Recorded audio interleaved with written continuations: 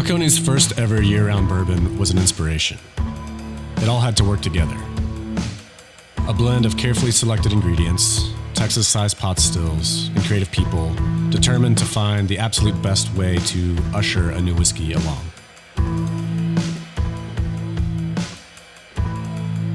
When you discover how it pairs with a meaningful moment, suddenly the feeling of drinking great whiskey becomes a whole lot more.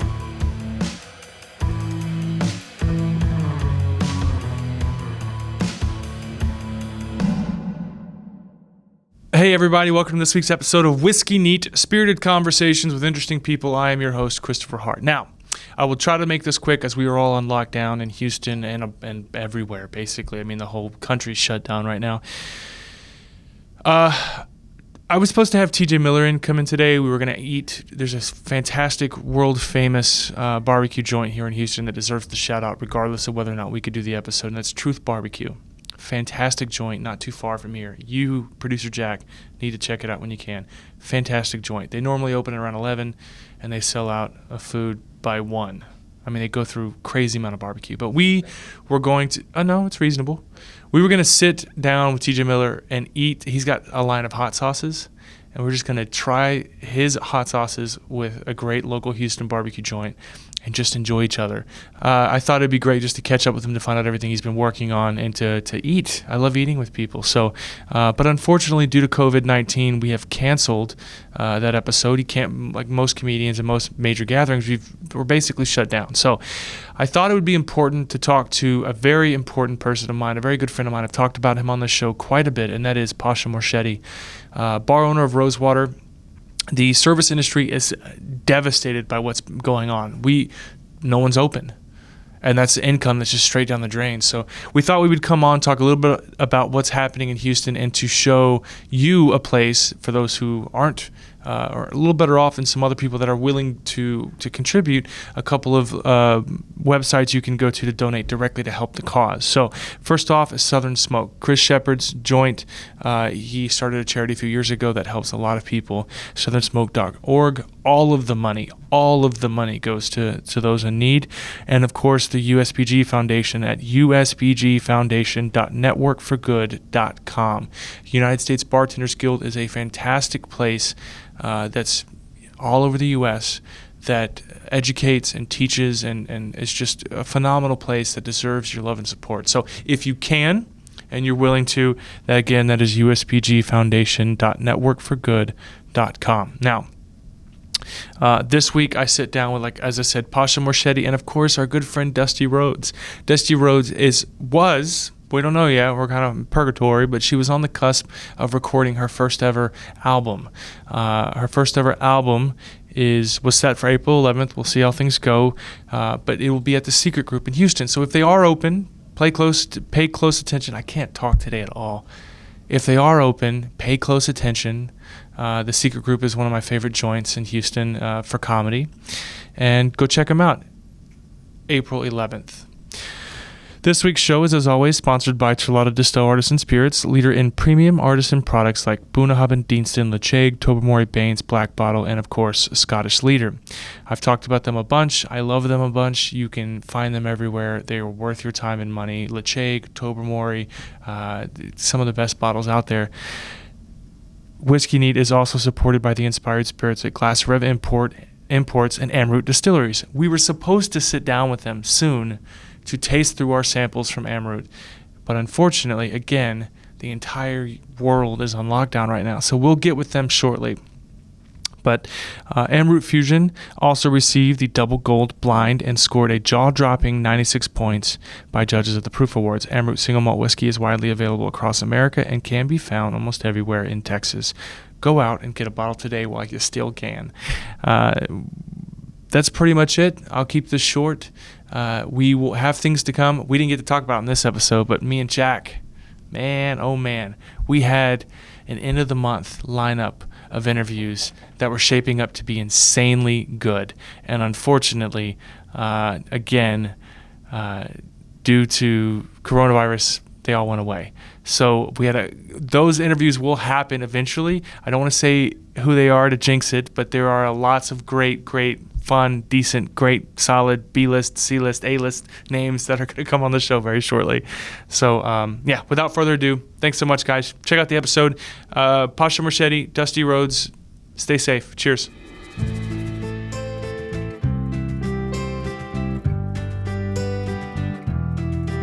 Pasha. Yes, sir. I would shake your hand. You better not shake but my I hand. can't shake your hand because we are in a crisis right now. Yes. We're social distancing, but also enjoying. This is about 3 feet. We're actually further away from each other. We're using green screen technology to make it look like we're this close. Sure. Welcome back, Dusti. Thank you for having me. And for those listening at home, I assume you're at home because we're under quarantine. So, man, what a crazy time. The past 2 decades has seen Zika and swine flu and West Nile virus. This is the most severe thing. It is for sure. This most severe thing that I've seen so far, at least as far as like how it's affected our day-to-day lives. Yes, I mean, especially for the period of time, I haven't experienced anything that has affected my life, not even hurricanes, in the way that this has, and continues to have. The scary part is we don't know how long it's going to last. Everything is pretty much conjecture at this point. It's indefinite. The city of Houston, unfortunately, is, for those who remember, Pasha owns Rosewater. His bar, his family, those that work with him are currently out of work. And sort of, yeah. I mean, we're finding work for them to do in the bar because we're trying to make sure that we can pay them. Sure. Even though we have no income, we're trying to give them things to do to keep them busy, and we have lots of projects at the bar that we're spending time on. But essentially, we're closed for business. This is why it'd be so much better if we had like New Orleans laws, because you could just do like takeout. Yeah, just go by the bar and order. It's interesting you say that. So right now there's a movement. We've seen it. Alex Negranza posted it today. Some of the bars are doing it. So if you are a bar with a mixed beverage and a food and beverage permit, you can sell to-go packs of like small 375 bottles of booze and mixers. But we are just a mixed beverage location, so we don't have the ability to do any cocktails to go. Nobody can do cocktails to go like pre-mixed. But if the state would loosen up temporarily and allow us to sell pre-batched cocktails, like the state of New York has just done, they took an exceptional measure to allow bars to do that. I think they did. That's amazing. PDT is selling batch cocktails to go, even kegged cocktails to go. Because they have no other way to make any money and pay their bills. Yeah. And it's hurting our economy substantially. I mean, it's going to affect my house price. It's going to affect real estates, businesses. I mean, as we talked before, we have no idea how long this is going to last.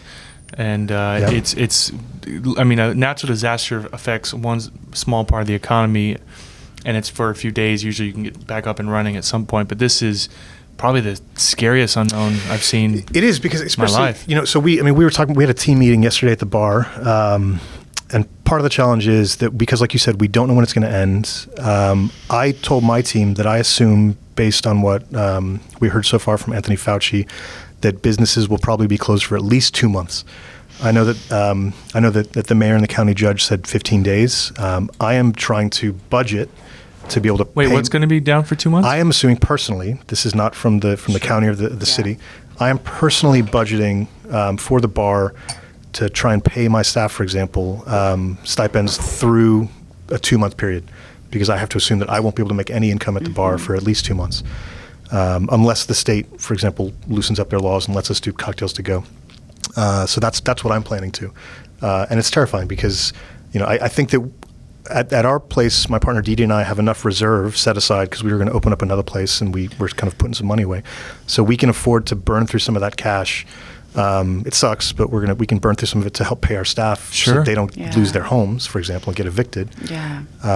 But we don't know how long it's going to go. Well, what a shitty person to evict someone right now. Oh, yeah. Or even, that's so shitty. I live in an apartment complex, and some of the people in my complex are servers, or I'm just like, if these, like, I will sit in front of your door and not let them kick you out if they try to make you move out. Well, that's I don't like Sylvester Turner's like, you don't have to pay your water bill, it's fine, we understand right now, but like some shitty apartment complex is like, sorry, get out. Yeah, absolutely. And even if you're not evicting them, shit, man, at least give them a break on their rent. I totally agree with that. It's the thing is like, so, you know, we have a few property owners who can potentially keep collecting rent and concentrating that money.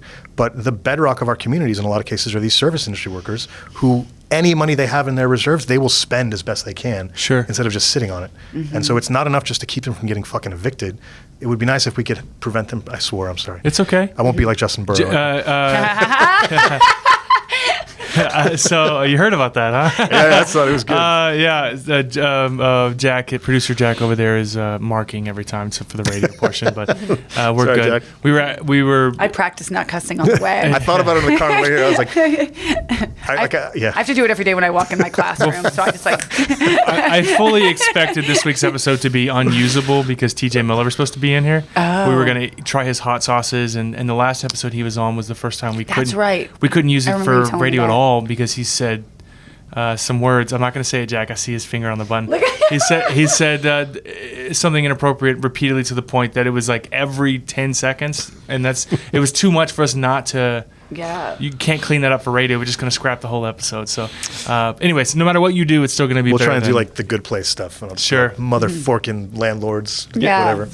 And for those sitting at home wondering, this is I knew you were going to come in. You mentioned that we needed to drink something, find an excuse to open something fun. So this is a 1930s pre-World War II cherry brandy. It's pretty thick. I wasn't sure if it was going to be drinkable. Thick with, not with two C's like the fun thick. It's Yeah, with the- yeah. Like It's the sea otter. it's chewy for sure. Oh I yeah. got some floaties in mine. It's interesting. If you drink really, really small amounts, it kind of reminds me of Madeira. It's kind of a Yeah, sweet so it's raisin, it's super sweet and oxidized and super oxidized. cooked maybe. Who Jesus. knows?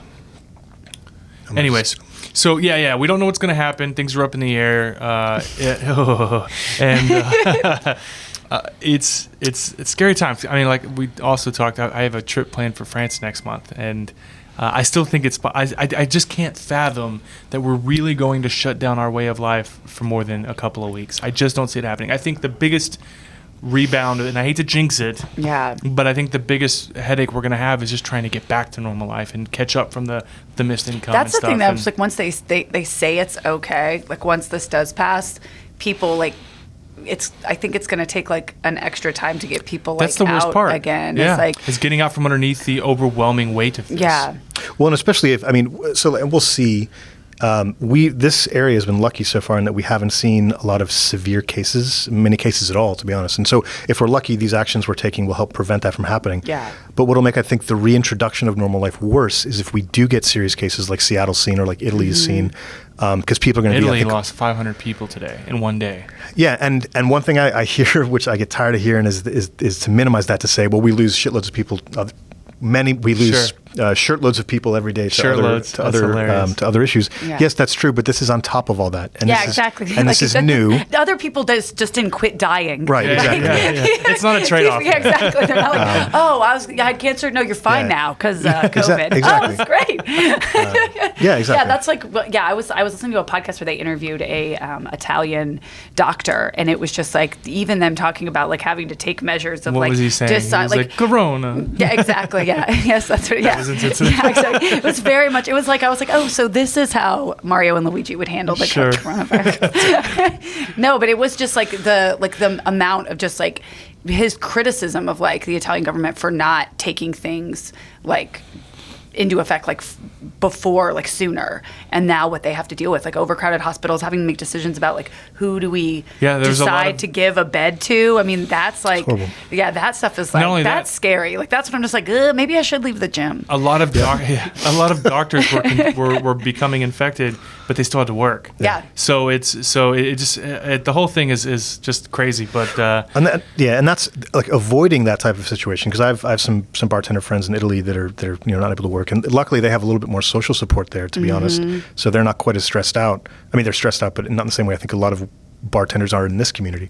But that's why it hurts, but I was happy to close the bar because I would rather pay a little bit up front now, and hopefully as a community we can prevent this from getting worse and avoid that Italian style situation and open up than the alternative, which is that we're just absolutely hopeless for the months. economy's going to have to tank in order for this to get better, which is just like a shitty reality of the situation. It's just like it's an investment, hopefully. Yeah. You pay a little bit up front for a greater benefit in the long term. Sure. But that's hard to take on when you're a server who's like worried about being evicted or God forbid something happens with their car in the meantime. Yeah. Right. And that's the thing is that, so even with their kids. I'm lucky because I have a day job in addition to owning the bar. Yeah, for those who don't know, because it's been about 2 years since you've been on, you work at NASA. I do. I work at Johnson Space Center. So we are right now scrambling because there's actually two astronauts coming back from the space station in about a month, and we're scrambling to make preparations because we have scientists coming from all over the world to do testing with these two astronauts. And we're trying to figure out how to mitigate those issues because they can't travel now. Some of them are banned from traveling to the U.S. and some have to be quarantined regardless. Good thing they didn't close off the moon border. Yes. Thanks, Trump. Yes. That was a hoax anyway. But no, so I have some income for at least the next few weeks from that job. So like, for example, when I had a meeting with my staff yesterday, as I mentioned, and I was talking about how the bar was going to do all we could to pay them at least for a few weeks. That's great. It's still nerve-wracking because that's their only source of income. And even if we pay them a little bit, again, if it lasts longer, what are they going to do? And that's the entire community is facing that now. Yeah. I see that through like all my friends who do comedy and have to like Instagram post after Instagram post of like friends of mine that have like I have to cancel my tour. I can't go to this city, and I'm just like that's their entire livelihood. Well, all of them can just do what Charlie did and just get on Instagram and act like an idiot. Instagram Live. He bought for free. I don't really. He messaged me. He was like, he said, "What's the best?" And I know we're running out of time. What's the best? Bourbon for my buck. I was like, you get a handle of Evan Williams, 100 proof. Yeah. And that way you get a little more than 80 proof, right? Get a little, and he's like, all right, cool. And then the next morning I wake up to an Instagram story of him getting just trashed, stripping down into his underwear and yelling at birds. And birds. And the next day he's like, I'm getting a lot of Instagram credit. I was like, no, you're not. He took it down. He took it down. I thought that was so funny. So what'd you bring with you? So this is, I was going to the bar, and I can't sell any of this right now, so I'm just going to, I bought this, and I mean, whatever, I took it. So this is a 1912 Madeira. Pre-Spanish flu, as you said. We're not going to even give it a nationality. We'll say the pre-1918 pandemic flu. Sure. And while we're in the midst of this pandemic, let's have some wine that was put into a barrel before the last pandemic. So thanks for bringing it. I'm a huge Madeira fan. 1912, that's over 100-year-old, bottle of Madeira. I'll pour Dusti first. I got you a clean glass as well, so I wasn't sure what was going to happen. I'm being a fisherman. I'm using the same glass for everything. I don't even care anymore. So that's another thing is I didn't know that there was like a social issue with calling it the Wuhan flu or whatever. I mean, like all of these, I know it's a recent development. The CDC released in 2015 new guidelines that basically stated, hey, when naming a virus, stop giving it a location because some locations, not all of them, but some of them inherently carry with them a bit of, I don't know, racism. Yeah. So they stopped doing, because, I mean, Lyme disease, literally West Nile virus, all these things carry with it, or at least in the past, a little bit of issue. Yeah. So they stopped doing that in 2015, and then, of course, during this crisis, from what I understand, they started calling it the Wuhan flu before they gave it an official name.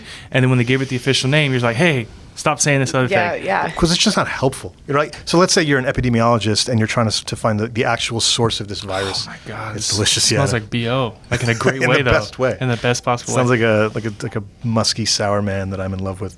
This is why I wish you would. Wow, I'm gonna update my dating profile. That's what I'm looking for. A musky sour man. This is time.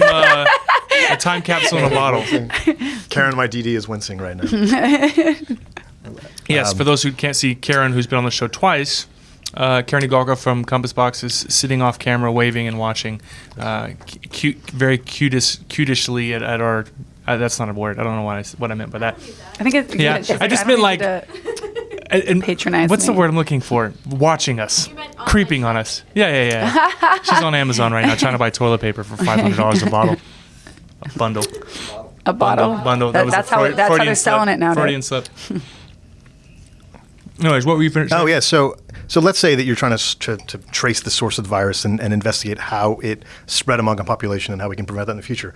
Cool. And if you have to geographically isolate it and you discover that after the fact, that's fine. But right now, it doesn't do anybody good to be calling it the Wuhan virus or, for God's sake, the China virus, which I heard today. Oh my because God. This city is full of tons of Chinese Americans. Sure. And I've already heard that there are people being harassed because they are of Chinese origin.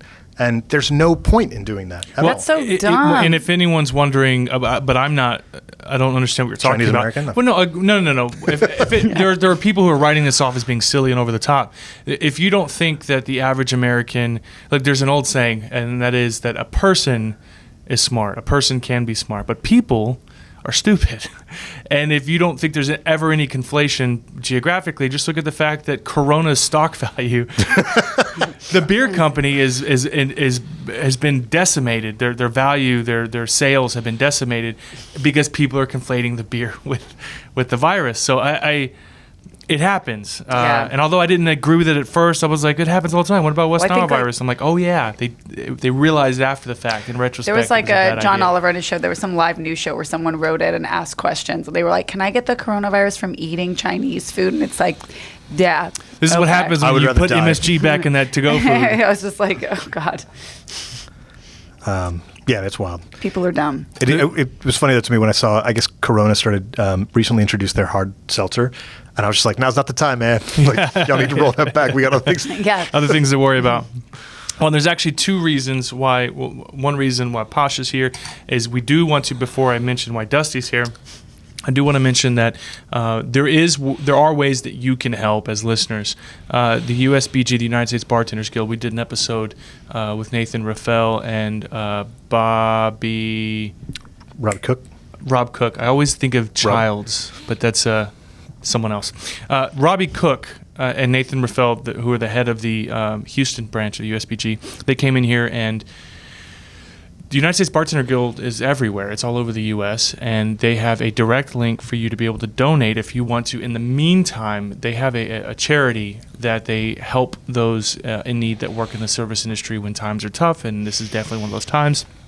The USBG Foundation, you can donate directly to usbgfoundation.networkforgood.com. And, of course, Southern Smoke, which is a Houston-based charity. We had Chris Shepard in here a few episodes back as well. Southern Smoke is another massive charity that raises a ton of money that's also really great at helping those in need. southernsmoke.org. So again, that's usbgfoundation.networkforgood.com and southernsmoke.org. So if you've got a little extra money and you want to help out, and then of course the other thing you can do is the moment that these bars open back up is go out and have a drink. So definitely up that tipping percentage as soon as they get a chance to open. The other reason... And yeah, sorry, one thing I will say also is that, obviously the bars themselves are going to need money. I'm going to need sales to help pay my rent because I don't think I'm going to get a rent abatement from my landlord. But go in and buy a beer and tip like $90. That way the staff actually gets the majority of your money, even if you're just doing it for one time and not, the bars, we're worried about the bars. It's an issue, but also, over tip a little bit.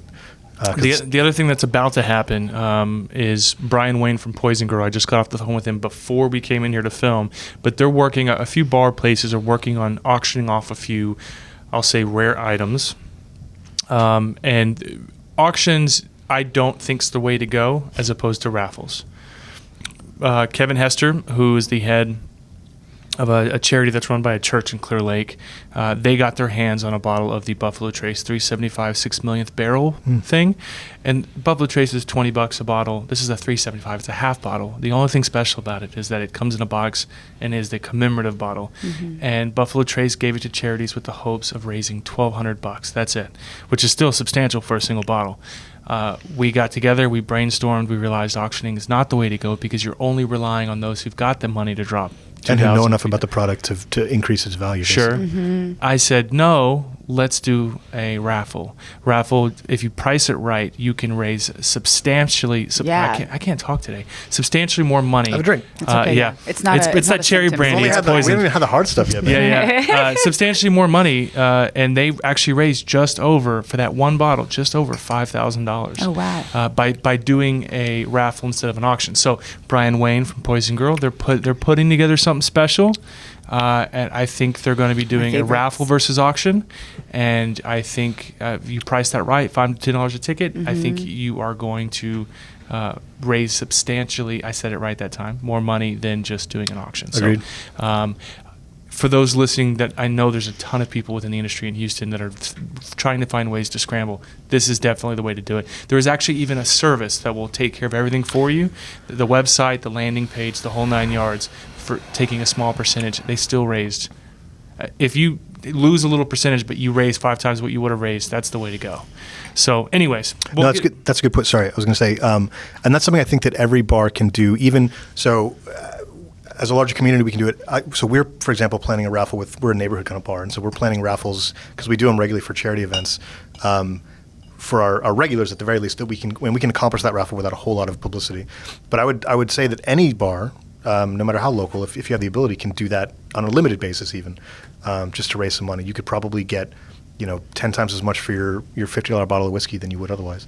And then also related to that, I know that, for example, I have a ton of open bottles in my house, and I'm going to try and dump these on every market. Flat surface as well. Yes, I've been inside your house. Yeah. I have. Yeah, it's if your dog sits still for too long, there's going to be bottles on his head. It's a problem. So, so I'm going to try and Marie Kondo my house and just dump as many open bottles that I have so that I can just sell those. Yes, Karen's very happy. And I'm going to sell as many of those bottles as possible to then just be able to donate that money to my staff, because at some point you're like, yeah, I've got all this whiskey or all the spirits, but I'm never going to actually drink these damn things. Yeah, and some of us, I mean, let's be honest, the people, there are a certain section of the population that aren't really being affected by this nearly financially. I mean, as of right now, I'm fine. I'm a little nervous on my day job. We work in private aviation, and literally every single trip, our company is the largest private aviation firm in the U.S., and in the world, sorry, not in the U.S., in the world, and literally everyone's been forced to cancel because the Grand Caymans, all these countries have basically said, no, you can't come in, and if you do come in, there's a brief window. Once you hit here, you can't come in at all, but in the meantime, if you do land, we're going to quarantine you for 2 weeks. And a lot of these old rich guys are like, no, we're not, I'm just going to stay home. So I'm a little nervous there. As of right now, I'm fine, but there are people who are being immediately just crushed from this. So and to be honest, a lot of us with day jobs, we're not wealthy by any means, but I'll be very honest. Because I have this day, I've worked at NASA for 15 years. I have a little bit more savings. I'd spent most of it to open the bar a few years ago, but I have a little bit of savings. And on that shirt. Yeah, it's Target, man. I guess it's Target. But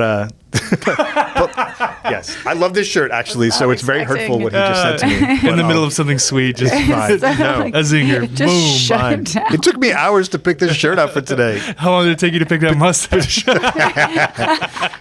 Well, yes. Karen calls me Pashito when she sees this mustache, which is actually kind of like it. Anyways, we have probably a little bit more reserve than the average server or bartender. Sure. And so there's a huge difference between, for example, like a 2 to 4 week shutdown and an 8 week shutdown. Oh my God. Those scales are not linear.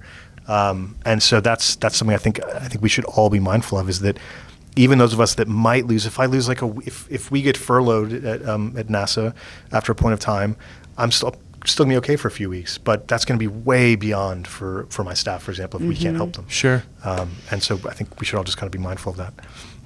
What were we talking about before me being a criminal at Crow? It's all depressing, but just think of something sad. Let's talk about that. Just it's like a kind of an improv game. Just somebody say a sad word. Say a sad word. Oh, speaking of sad, you have a comedy special coming. It's not going to come up anymore. That's sad. Well, no. So Dusti's here because she's supposed to be filming her first ever comedy special. Recording first album. In a couple of weeks. That's pretty sweet, dude. Thank you. That's all. It was sweet. You're right. It'll still happen. It's just, it'll probably going to get pushed back. I don't even know how to open this. Yeah, it'll get pushed back. If I don't think the city's going to be down for another 20. I'm being naive. You better knock on some wood, boy. I'm being naive. You better find it. I'm hopeful. I'll put it this way. I'm hopeful that by April 11th, which is when you were supposed to film, that it is open again. I think. We might push it back even after that. even after, like, even if we're like, if they're like April 9th, everybody can go out. I'm still probably going to push it back because everybody's not going to be like, great, You let's and like go. the 3 people. Yeah, exactly. I'll do that. I'll just perform to like, I'll just make all my students come, just do stand up in my classroom for my students. That would be an interesting special. Well, you and I've talked about that. Actually, You will sometimes say something in class that's really funny. You're like, oh, I should use that. Yeah, or I'll say it just as part of my lesson and they laugh. So I'm like, I'm going to use that for next period. And then the next period, like it falls flat and I'm like, okay. I feel like, so what grade do you teach? I teach seniors. High school. Oh man, so if they're laughing at your jokes, man. either they really feel sorry for you or it's actually a really good joke. Because I feel like they would just be told. Oh no, they'll tell me if I'm not funny. Really? They're not afraid of me in that way. They're just like, Rhodes, no, stop. And I'm like, all right. Well, and there's also But I don't quite really do it that much. And when I do it with them, it's more of like cheesy stuff on purpose because I like just seeing them. Like I have a kid named Juan and I'll be like, he's the only one or you're a right one. They're just like, stop. I'm like, I can't stop. I can't stop. I can't help it. Can we grade you? Yeah, exactly. What's pretty funny is I have a daily, every day when they walk in, I have like an entrance slide that tells them like basically what we're doing today. And I always put a meme on the board.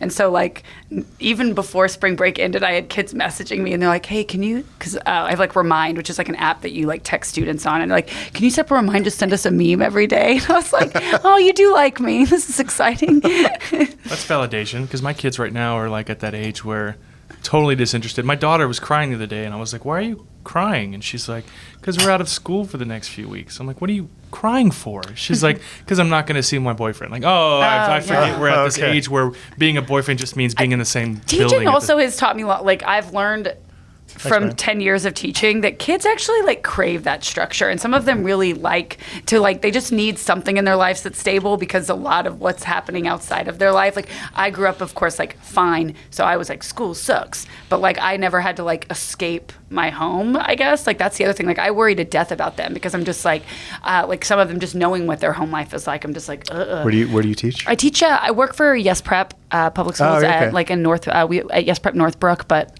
English, right? yeah, I teach English. So, and it's their senior year, and now Every they're not time I going to message her and there's a graduate. typo, I freak out. Yeah, but it's also like missing out on like your senior year and like, you know, not graduating. Like They're not going to graduate? well, like they'll graduate, but they won't have the graduation, Oh, or they sure. won't have their prom. They won't have like what they put in the 12 years for. I feel like, you know what I mean? Like, I guess they could do it. Like I was like, you guys just have prom, like, you know, just One of the- everybody get on like a group chat. I don't know. One of the things I love Zoom. Exactly. immediately is when they just suspended the perfect attendance program. I thought that was one of the smartest things ever because there's this initiative like, oh, I'm fine, I'm going to go to school anyways, and then you get everybody Yeah. sick. I think as far as I don't know how, is it private school technically? We're or- in a public school, so we're like the school I work at is a partnership with a public school as well. So we're in like it's like part of the building is for us, like for like we called it the Yes side, and then the other side is like Northbrook. So Yeah, our school district just basically said, look, we're suspending this We did that too, program. yeah. We don't want you to come. Don't. we were sending kids home because we were like, "You're sick, leave. Like, don't come to school." Yeah. Oh, these old arts and crafts bottles are fun, but But my album, not the it'll best. happen. yeah, I'm excited for you. Just follow at Lady Apron on Instagram. You can stay updated for when that happens. Please, please come. Is it gonna be on like Spotify and stuff? Like, cool. Yeah, so it'll be like streaming and stuff once it all. It's for a record label in Austin called Sure Thing Records. Cool. So yeah. We took Melissa Villasenor to Johnson Space Center. By the way, awful experience. I wasn't. Yeah. Nope. It was just so packed. It was packed And hot. There was what's no air funny is, so movement. I have a friend that If works. only you knew somebody. Yeah, yeah, well, I have I a friend. My friend Brian Kelly. He works on the space station, like not on it, but for it. You know, you get it. And The so like toilets. that's what's so funny is like the only times I've been to NASA, I've gotten like awesome private tours, like behind the scenes. I called Mike Salopek. So I it's talked so to, weird you know, to just like. I think Mike works in Building 30. I think I messaged you as well. I probably ignored it. No. Everybody was out of town. You were out of the country or something, and basically, you said it requires like 5 days notice in Yeah. order to get special clearances. I might and have just stuff. been tired that day, but So- it's yeah. I might have just. Yeah. I gave Karen a tour. She got like a family. She was actually more interested in the deer that were walking around. Yeah. Yeah. It's pretty cool. Space deer. Yeah. They They're are really nice. They're everywhere. really nice deer. The area was great. We had a great lunch at Nobi's, Yeah. but man, that was something else. She really liked it though. She was just a little overwhelmed because there were so many people. Did y'all do the tram tour? No. So because it we was- walked to it to see what it was like, and there was a 2-hour wait. Because I remember like back in the day where you could just like walk up to the Rocket Barn. Yeah, you could just like so you can actually still go to the rocket park.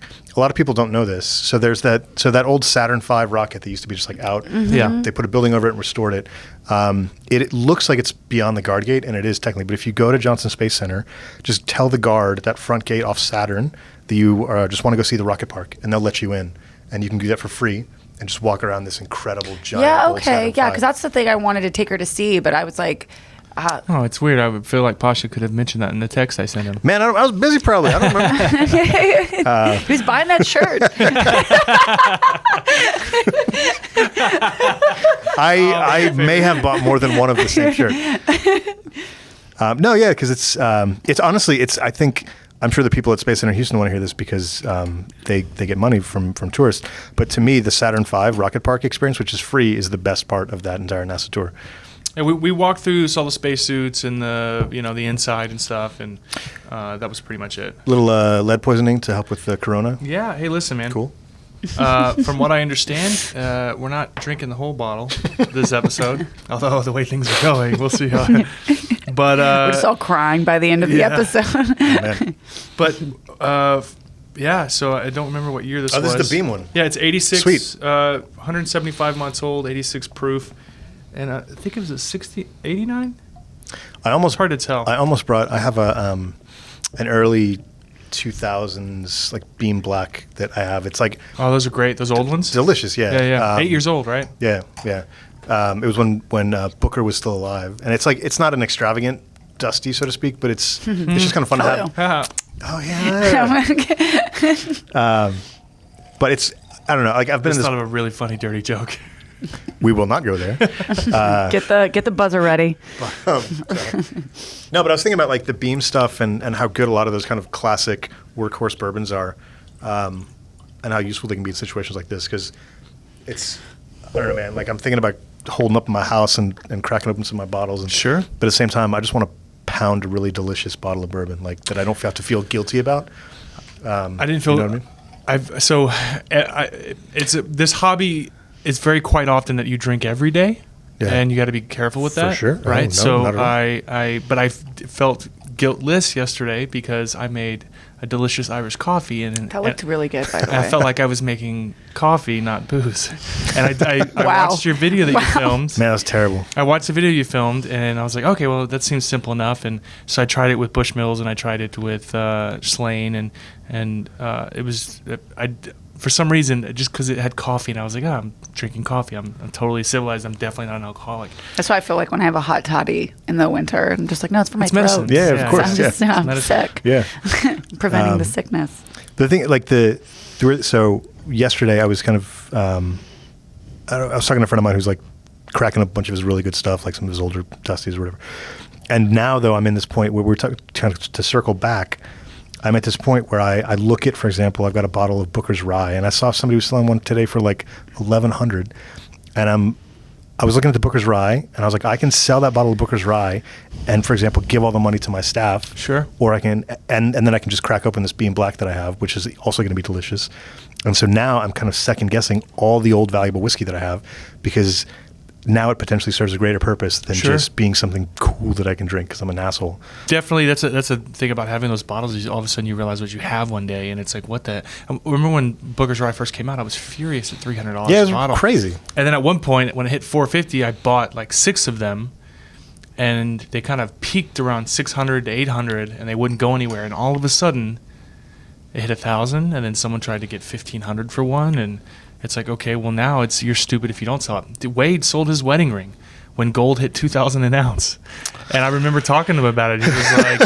He was like, I asked permission. She said it was fine. Like they've been together 30 years. You know, it's fine. But I was like, that's amazing. Like what a way to compartmentalize the practicality of the price of gold and investments versus it's true sentiment. It's true. I mean, the thing is, like, I didn't buy the Booker's Rye as an investment. I just bought it because I wanted to drink it. Because Booker, I love Booker's, even just regular Booker's. But again, now it has become something else.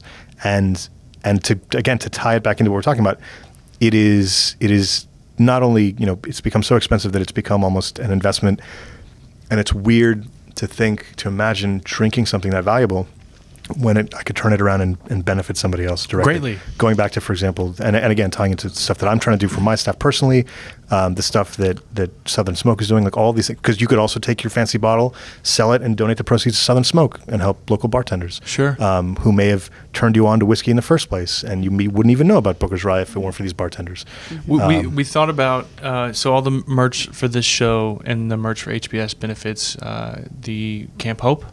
Yeah. But we thought about making the change to where that all the proceeds for our merch go to USPG or Southern Smoke, but I'd rather you give all of that money versus the profits of that. Like, Sure. a few bucks per shirt is nothing. Yeah. I'd much rather you guys donate to southernsmoke.org that money directly versus buying a shirt. Absolutely, So we'll keep things the way they are, but it's this weird thing, like you want to help, but you're like trying to like weigh out what's the best way to help people out.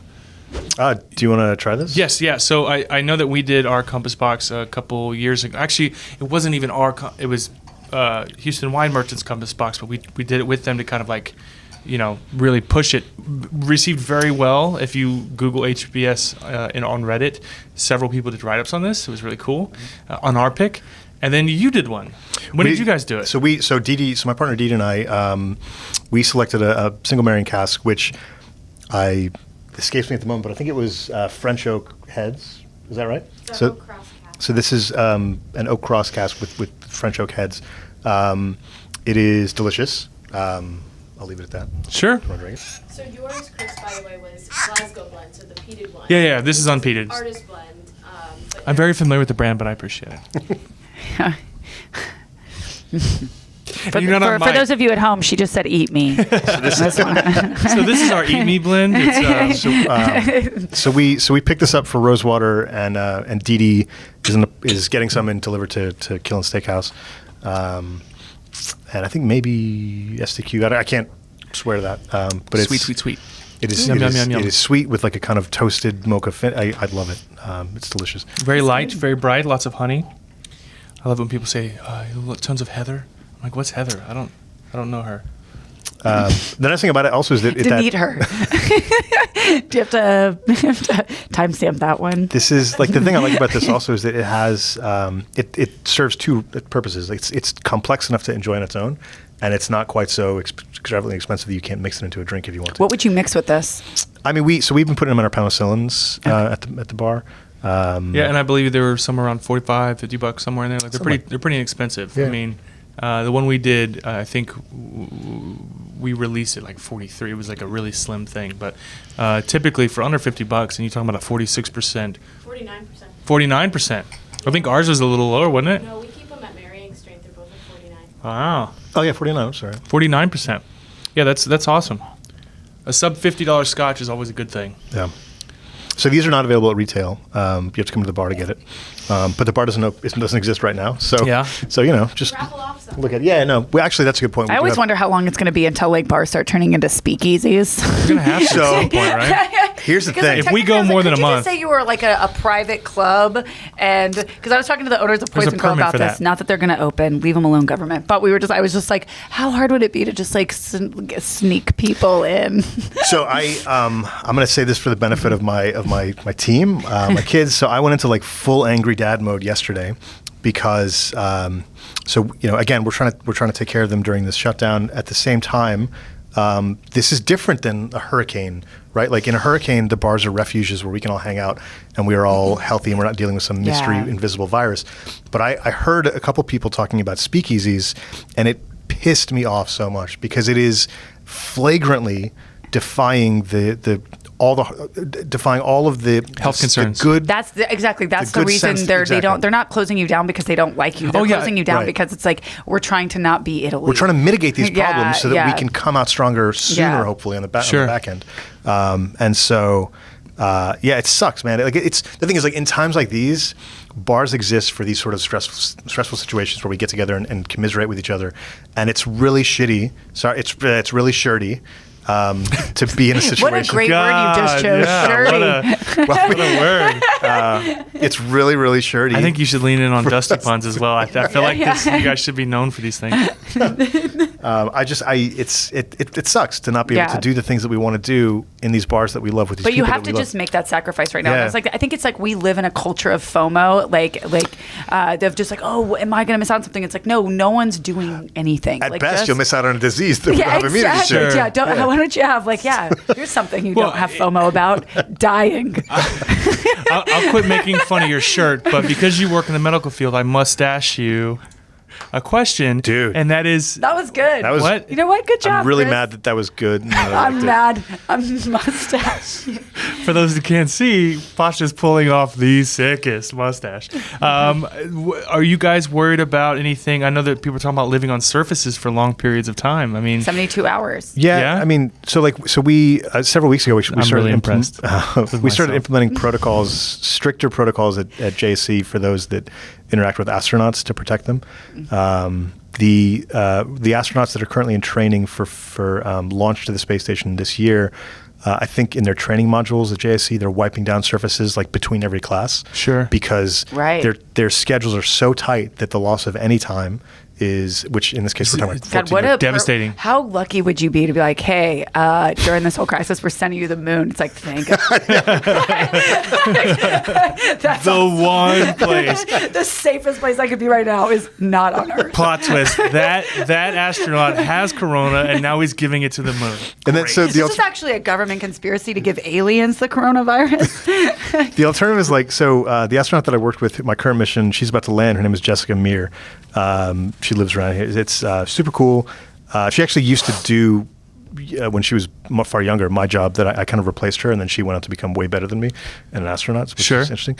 Anyways, but so she's been up there since, I don't know, the end of last year. Yeah, she's refusing to come home. Yeah, so if I was her, I'd be like, I'm not coming back down, you know what? I just extended stay. Can I just? I'm good. Can I just say? I'm going to ask Southwest if they'll just move my flight back.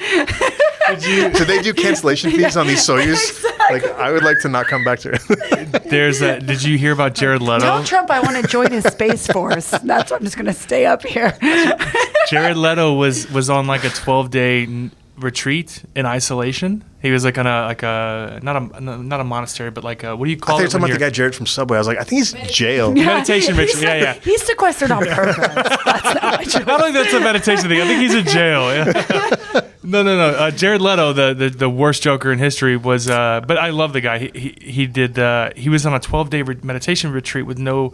He came out of the retreat to see all of a sudden the entire world being shut down. And Could you imagine coming out of a coma right now? Dude. He'd be like, I'm going back in. This day, like if you wake up, they're just like, what's the virus? Like, COVID? Oh, he's fine. Yeah. They have that Big Brother show in Germany right now, and they've all been in sequestered for the entire time, so they had to just now do a live broadcast to tell them that there's this big virus. It's like they've been filming nonstop and have no idea. I bet the people on Naked and Afraid are probably like, yes. I am just naked so for those now. who I am no longer afraid. Karen was saying that the Big Brother reality show, I guess they were doing it in Germany. Yeah, no, it's okay. You're just not on mic. But they had been sequestered for a long time, and now they had to let them in on that. Hey, by the way, you're all going to die. And the thing that sucks also, going back to some of the discussions that we're having about this, is that it's very likely that most people will not be affected by this. Well, death, they won't die. And so it's so easy for people to dismiss it. And I guarantee right now there are people watching this thing, and I don't know, all 6 people that watch this thing. I'm just kidding. Oh, no, but didn't. I'm hoping that. No, I don't, because I don't want people seeing this shirt and this mustache. It's terrible. How many views did we get on that one? Yeah, I don't even know. You know exactly. I know exactly because I sell advertising on this show. This show has an international audience of a couple dozen countries and several hundred thousand views a month. Ratings. I'm kidding. That's You're fighting against me. Who's going to make that shit drop? No. The shirt is actually great. That's actually how we're going to market the show. Tune in. Pineapple Get grossed out. Yeah. I say that in jest because I know that this has actually taken off, and I say this as someone who doesn't listen to podcasts ever. My staff is always yelling at me because there are tons of good podcasts. This one included. Ones, yeah. But I don't listen to them because I wouldn't say this one's included, but I definitely enjoy drinking with people like yourself. It's included in the sense that it is a podcast. Wow. No. No, but like, yeah, I don't remember where I was going with that. Sorry. Yeah. On an You're going unrelated, to a mean place. That's what you're going to say. on an unrelated note, are you planning on once you open back up, adding dartboards to Rosewater?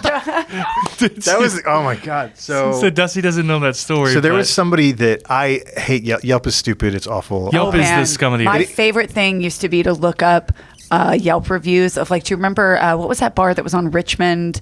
Proletariat. Oh yeah. They had great Yelp reviews, and Poison Girls Yelp reviews are always like, some guy was like, I was in some like Versace suit and people kept staring at me, and I'm like, you typed this into a thing? Like, sure, yeah, you don't realize how ridiculous you sound. So funny, but he's humble complaining or humble brag complaining. Yeah, exactly. Yeah. There was one from Proletariat, I don't remember, but like I went and looked them up. This was after it had closed, and they were just so good. But wait, what was yours about Dartboards? Oh, so we're like, hold on, before you say it, Pasha is not big on social media.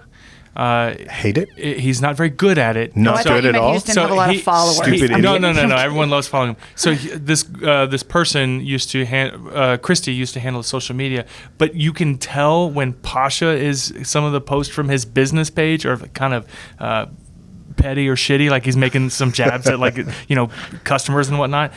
Go ahead, finish. So he made a post. So somebody, I woke up, this is like the other night, it was like the day before we had to get shut down, maybe 2 days before, and I got this like Yelp alert that's like some jagoff left a review on your bar. Please tell me that's how you respond every time someone no, and to be fair, like the vast majority of reviews that we get are very nice, and we're a neighborhood place and people are lovely, but occasionally you get a jagoff. Yeah, people are down. So this person's like, we Googled bars for like with dartboards in Clear Lake, and we came and they didn't have a dartboard. 1 star. And they didn't have Red Bull.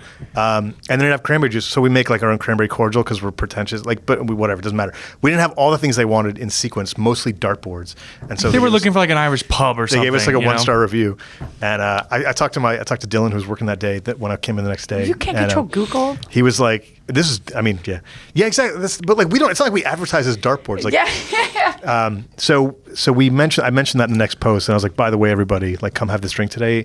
And just in case you're looking for them, we don't have dartboards, so please don't give us a 1-star review on Yelp for that. And then Chris made a really funny post about the fact that we didn't have dartboards, and it was great. So Pasha, I tried to get more people on board to do it, but I didn't want to push, like, that episode of Seinfeld where George is being funny, but then he takes it one step too far, and so George likes to leave on top. Yeah. I didn't want to post. Out. I know that if I posted on HBS, people would have lit your page up with funny reviews. Yeah, no, please God. Yeah. See, and I knew that was going to happen, so I just left my review. And I'll leave it at this. Perfect. Yeah. I said, when I was 12 years old, my father was murdered by a handsome Persian man in glasses who sold, you guessed it, dartboards. I've never been able to stomach the sight of them, and even as an adult, every time I walk into a bar or an establishment that has a dartboard, it triggers a primal panic in me. It eventually bled over into my dating life. I met this stunningly gorgeous woman, Fallon Sherrock, and went on several dates before finally finding a dartboard-freed environment. That's where I found Rosewater. Not a dartboard in sight. Fallon and I had an amazing evening of incredible drinks. I had never heard of breaking... Yeah, blah, blah, blah. I said, so it was so great, but unfortunately I found out what she does for a living. She's a world champion dart player. And I said, anyways, I only went there a couple times, no dartboards, but unless the place is owned by a handsome Persian man in glasses, I'll be back faster and you could say bullseye. It was just a really funny review. Pasha's Persian. He's wearing glasses, and he's sure is handsome in that shirt. And it made me laugh a lot. I immediately got a text from him. So, anyways, thanks so much for coming on the show. I'd give you a handshake, but I'm not going to. Don't touch me, please. Dusty, let us know when you Lady can... Apron, follow me, please. Then please come when it happens. Let us know when you can film it, and then we'll be happy to push it up. Yeah. Come back on the show. Stoked. Cheers, guys. Cheers. Stay safe. I got to drink. We'll drink. Stay healthy.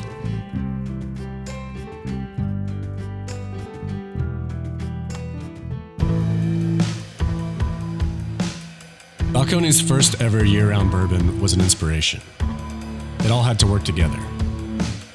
A blend of carefully selected ingredients, Texas-sized pot stills, and creative people determined to find the absolute best way to usher a new whiskey along.